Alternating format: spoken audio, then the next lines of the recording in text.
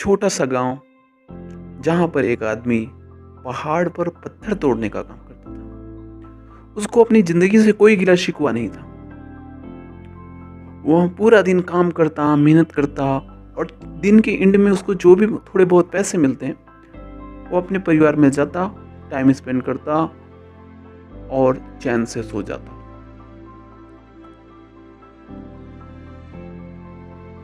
एक दिन वह काम करके अपने घर की तरफ लौट रहा था।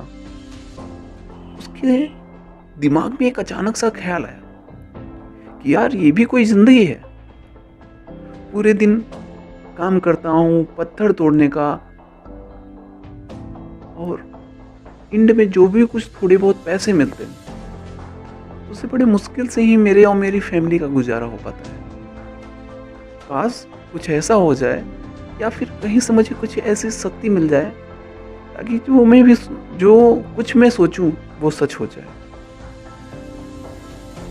वो घर पे जाता है, खाना खाता है, लेकिन उसका दिमाग, उसका ध्यान खाने पीने जाके उसके दिमाग में यही सब चलता रहता है।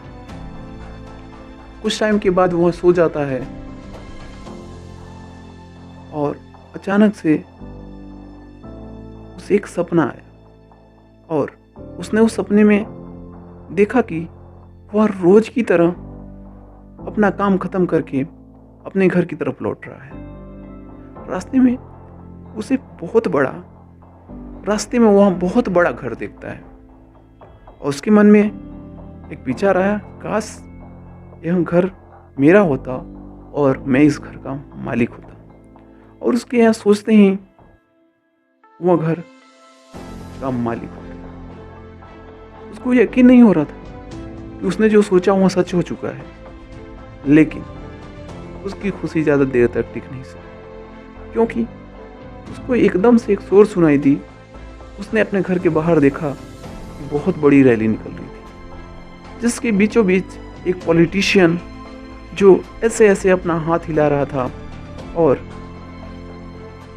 लोग उसके नाम के नारे लगा रहे थे। लोग खड़े होकर इंतजार कर रहे थे उसका। लोग उसके सामने हाथ जोड़ के खड़े हुए थे।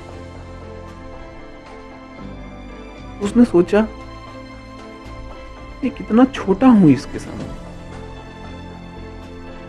उसको एहसास हुआ कि काश मैं भी एक पॉलिटिशियन होता और मेरे पास भी उतनी पावर होती जितनी इसके पास है।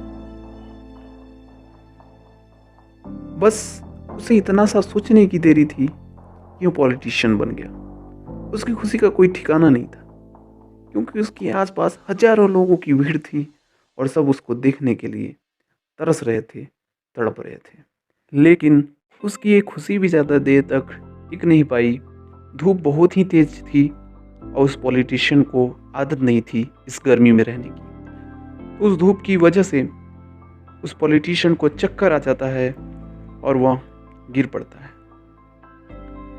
तब जाके उसको यह एहसास होता है कि पॉलिटिशियन ताकतवर नहीं है, ये जो सूरज है वो सबसे ताकतवर है। और उसके मन में आया कि काश मैं ये सूरज बन जाऊं तो मेरे आगे कोई नहीं टिक पाएगा। और उसके इतना सोचने की देरी थी कि वह सूरज बन गया और वह खुशी से पागल हो गया क्योंकि पूरी दुनिया को वही रोशन करता था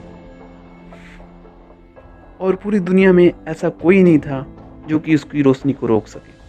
उसकी ये भी खुशी ज़्यादा देर तक टिक नहीं पाई क्योंकि कुछ देर बाद आसमान में कुछ काले बादल आए जिन्होंने सूरज की रोशनी को रोक दिया।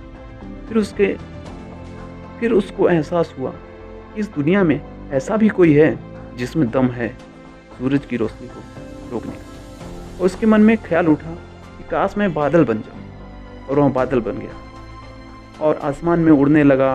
उसको ऐसा लगा कि मैं आसमान में उड़ रहा हूँ और अब मैं जहाँ चाहूँ वहाँ जा सकता हूँ। लेकिन कुछ देर बाद हवा का बहुत तेज झोंका आया और बादलों को उड़ा ले गया। और फिर उसे समझ आया कि ये जो बादल है वह सूरज की रोशनी को तो रोक सकते हैं लेकिन हवा के झोंके को नहीं रोक सकते। उसके मन में एक ख्याल आया कि काश मैं हवा बन जाऊं और वह हवा बन गया। हवा बनने के बाद उसे एक अलग ही ऊर्जा का अनुभव हुआ। वह चाहे तो आराम से बहता, चाहे तो आंधी बन के, तूफान बन के, जिसको भी चाहता उसको उड़ा ले जाता। उसको विश्वास होने लगा कि इस दुनिया में सबसे शक्तिशाली मैं ही हूँ। तभी उसके सामने आया एक पहाड़। उसने अपनी पूरी ताकत लगा दी, लेकिन उस पहाड़ को इतना सा भी नहीं हिला पाया। तब उसको एहसास हुआ कि इस दुनिया में हवा से भी शक्तिशाली कोई है, जिसमें दम है उस हवा को रोकने का। फिर उसके मन में आया कि काश मैं ये पहाड़ होता, और वो पहाड़ बन गया। लेकिन हर बार की तरह इस बार भी उसकी खुशी ज़्यादा देर तक नहीं टिक पाई। उसको जानी पहचानी सी एक एहसास सुनाई दी। साथ ही साथ उसको दर्द होने लगा, जैसे कि कोई है जो उसे तोड़ रहा है, मार रहा है। तो दर्द से वह चीखने लगा। उसके मन में आया कि काश मैं वह बन जाऊं जो कि इस पहाड़ को तोड़ने का दम रखता है। लेकिन इस बार उसकी एक ख्वाहिश पूरी नहीं हुई। वह रोने लगा, चीखने लगा, चिल्लाने लगा। उसने अपनी पूरी जान लगा दी, लेकिन इस बार उसकी ये ख्वाहिश पूरी नहीं हुई। वह रोने लगा, चीखने लगा, चिल्लाने लगा। उसने अपनी पूरी जान लगा दी, लेकिन इस बार वह नहीं बन पाया।